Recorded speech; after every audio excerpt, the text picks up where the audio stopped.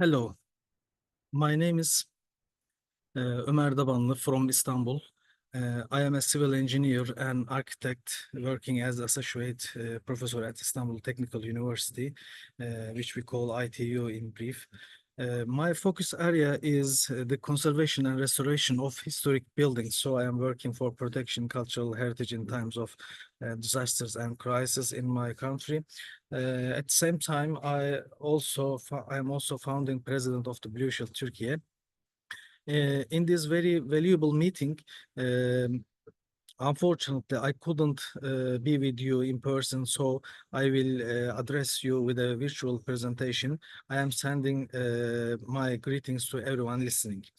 First of all, I would like to say that I am proud to be a member of the Blue Shield family. This organization continues to grow every year, and I am glad about making contribution to that and to be a member of this family.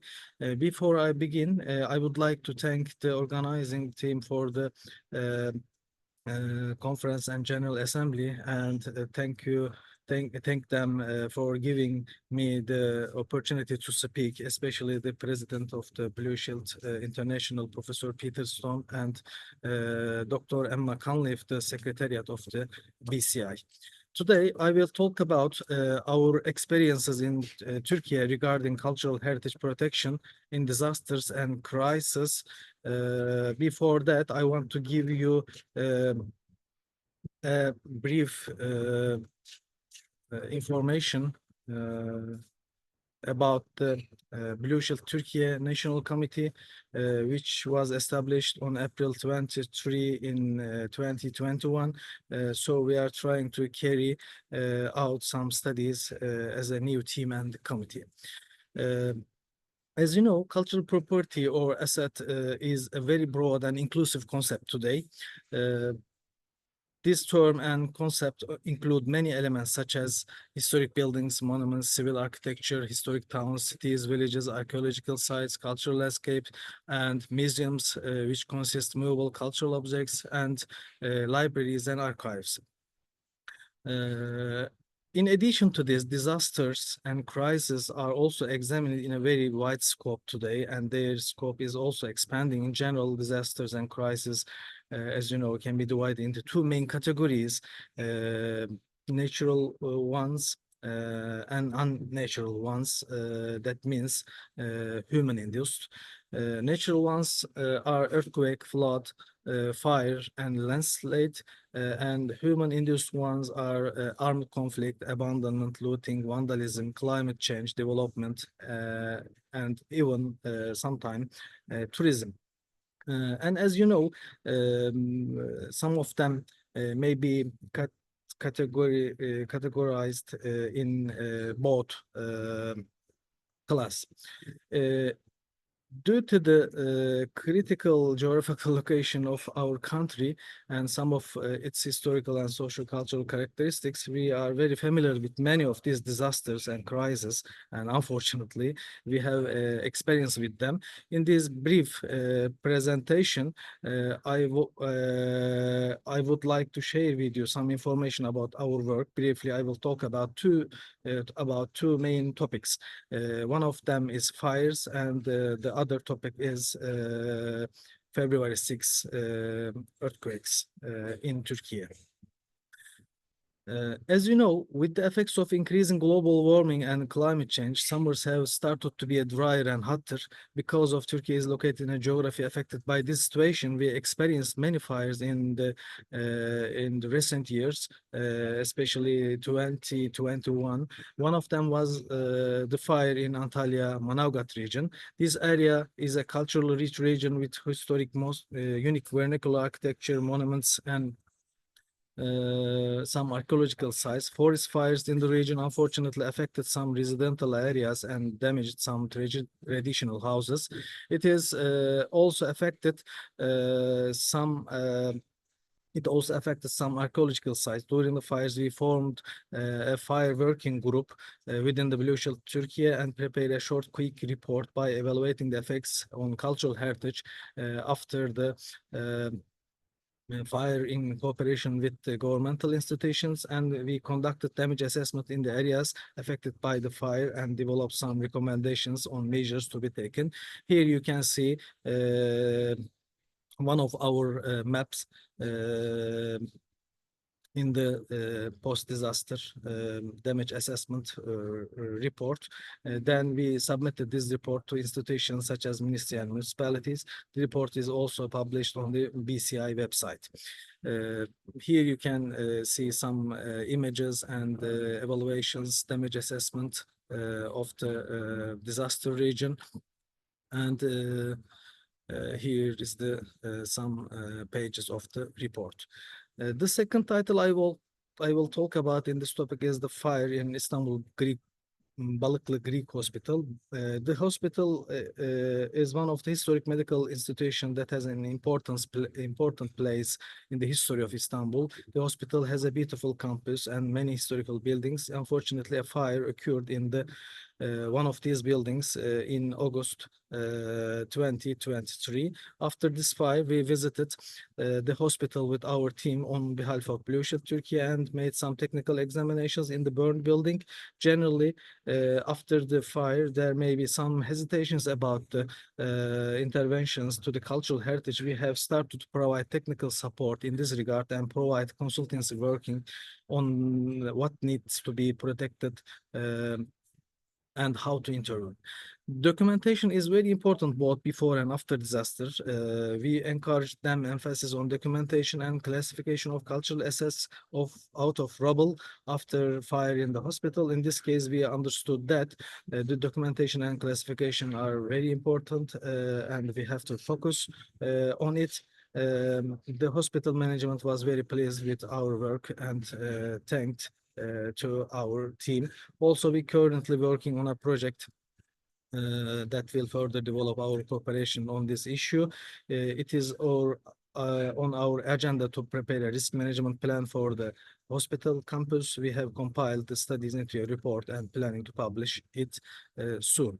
And the last study I will talk about the fires category is the project of protecting wooden mosques in the Konya-Karaman region from fire risks.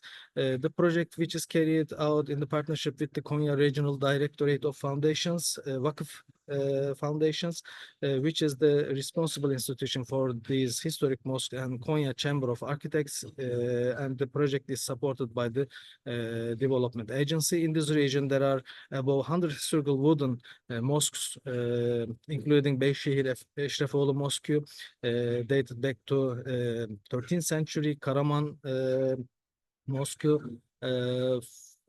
14th century, and Doğanisar Ulu Mosque from 16th century are the mosque we selected as case study. In this context, we conducted on-site observations, investigations, and research.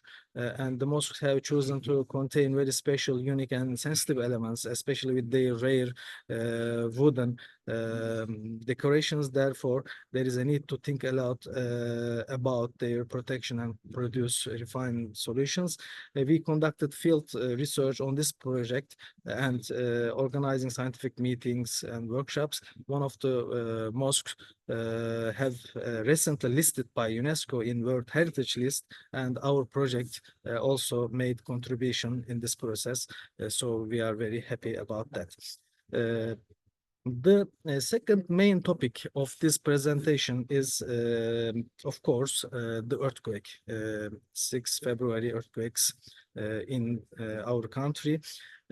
On February 6, we experienced a very huge disaster. On February 6, 2023, two big earthquakes, or let's say an earthquake sequence, hit the southeast region of Turkey, which is larger than some countries in Europe, affecting 11 provinces, 15 million people, more than 50,000 people died, and hundreds of heritage buildings, including monuments such as mosques, churches, castles and bridges were damaged. For first days, it was very difficult to get information about the safety of people and the damage to the buildings because of very, very snowy and icy and cold weather, and of course, because of the extent of the damage. Turkey has a rich and multi-layered cultural heritage and 21 UNESCO World Heritage Site. However, the country's cultural heritage suffers from disasters such as earthquakes, floods, fires, and etc. In the first week of the earthquakes, I visited almost all the affected areas, made inspections. Later, I visited some areas several times, and we did field research visits for the project. During the visits, we saw very sad and horrible scans. Indeed. For example, this is actually a street, and in the photo I took after the earthquake, when I was driving the debris of the buildings through the debris of the buildings, neither the street nor the buildings are visible. You cannot really understand where you are going. There were horrible scans. In general, the important headlines we have learned from the February 6 earthquakes can be listed into two main categories. One of them is related to before disaster, the importance of inventory and documentation, and the other one is related with the during disaster, rapid response, which consists of use of technology, network and involvement of civil society, and secondary hazards and aftershocks, the effect of that, and emergency measurements and post-disaster documentation. Inventory and documentation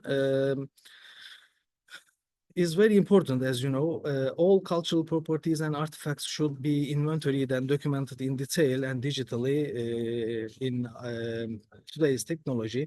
Especially historic buildings should be documented with photographs, videos, architectural surveys, drawings. You can imagine how important even a single photograph taken beforehand of historic building destroyed in an earthquake is. For example, here you see the Great Mosque of Antalya. In fact, unfortunately, you cannot see because it completely collapsed in the earthquake. This mosque unfortunately was one of the oldest and largest mosques in Antalya and dates back to the 13th century. This is how it looked before earthquake from outside and inside. But after earthquake, unfortunately, it became a pile of rubble. Documentation, all kind of documentation is very important in such buildings because of a lot of detail is needed to rebuild and reconstruction. Since this is a very important monument, we have a lot of documentation, photograph, but it may still not be perfect. But it turned out that there was not enough data on more modest buildings.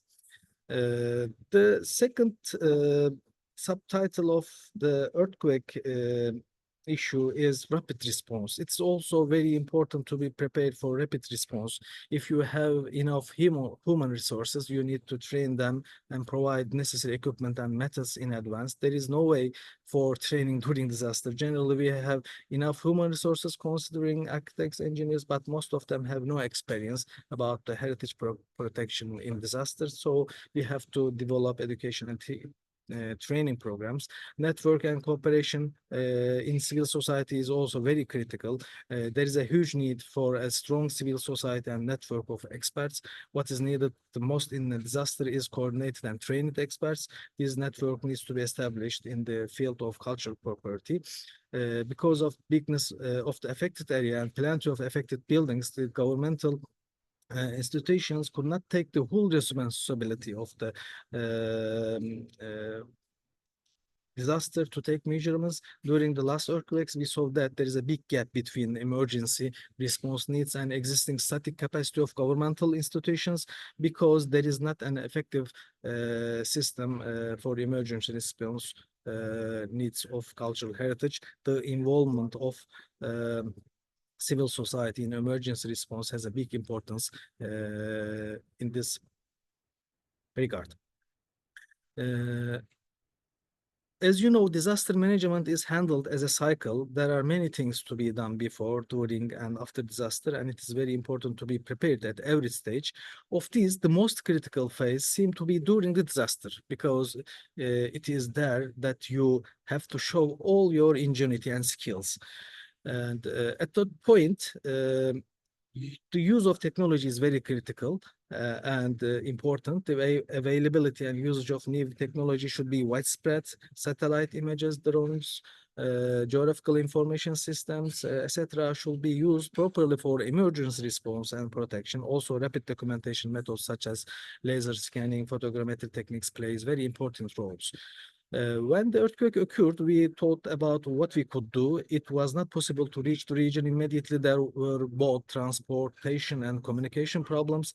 For this reason, we thought that we could do remote detection work. In this context, we decided to rapid damage assessment with the support of artificial intelligence using Maxar satellite data with the help of my friend from Japan, University of Tokyo. Here you can see some of our studies. If you have aerial photographs or satellite images of sufficient quality, it works very well for fast damage assessment.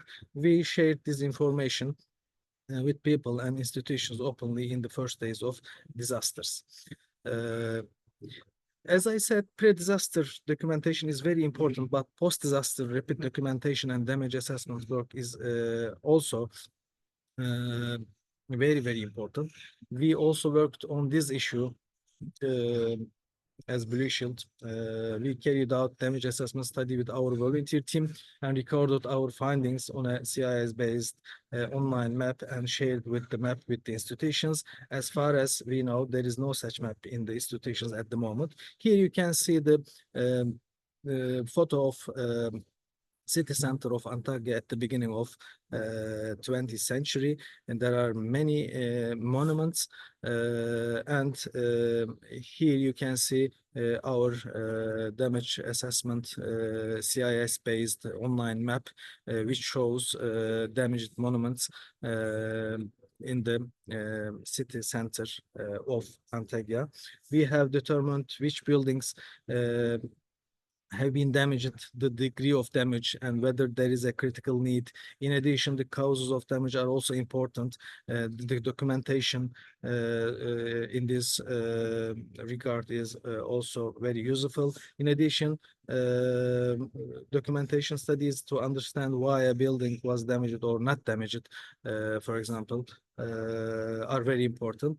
And documentation and identification are necessary to know the priorities and to intervene urgently, such as putting warning signs and placing security personnel in critical buildings, such as museums, for example, is very important. Here you can see the list of damaged libraries in the region.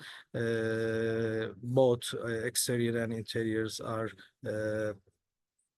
investigated, and in the entire space, the user security and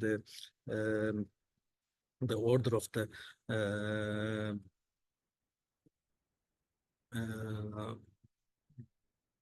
interior space is especially important. Secondary disaster or hazard, especially in this earthquake, attracted us. One thing caught my attention, that secondary damage is quite significant.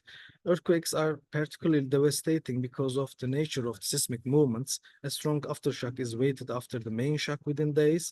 2 weeks after then, the main earthquakes of February 6 in the region, a second strong aftershock hit the area with the magnitude of 6.4, and this earthquake completely destroyed the buildings which were already damaged by previous ones. For example, a medium damaged monument was completely collapsed in front of our eyes. during the aftershock. In other words, we had nearly 2 weeks before aftershock in order to take some preventive measurements as an emergency response of damaged buildings. But because there is not emergency response plan or system or equipment or teams for cultural heritage in earthquake, nobody could act for saving monuments, unfortunately. Uh, we worked on post-disaster documentation, detailed documentation, rapid documentation. It is also critical because of providing valuable information about the collapse mechanism and reasons. It is providing the documentation about the performance of the buildings. For post-disaster rapid documentation, use of new technology like rapid laser scanning and photogrammetry techniques plays very important role in this regard. In the framework of our research project, we obtained three-dimensional real scale survey models of damaged buildings. Here you can see the survey method. We use LiDAR cameras, which is inserted in a RTK device. We used iPad in this project, and also we use sometimes drones. This technology allows us to document the building, document the building. Here you can see the video. Even if it is rubble without entering damaged buildings. And we can obtain orthophotographs and 3D models, very sensitive, and it is really sufficient for architectural documentation. One of the surveyed buildings in our project is Habibi Neccar Mosque in Antakya. It is dated back to the 11th century, and here you can see the damage, the level of damage. One of the main wall was collapsed, and the main dome and walls, some of the walls collapsed. We